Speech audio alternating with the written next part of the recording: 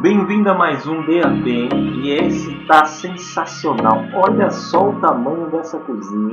Sou projetista de móveis, design de interiores, estudei até o 9º ano de arquitetura.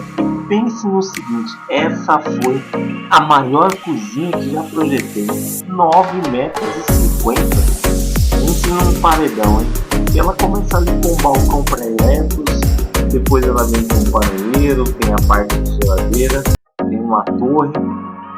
E aí o que acontece? Ela vem com um longo balcão, uma longa pia ali. E tem algo muito interessante nessa cozinha que o cliente me pediu: olha, o fogão, o cooktop não é para estar na ilha. Realmente a ilha ficou somente para a refeição, hein? Mas já imaginou reunir aquela galera, 14, 15 pessoas nessa ilha aí? Sensacional, hein? Se inscreva no canal e deixe o seu like.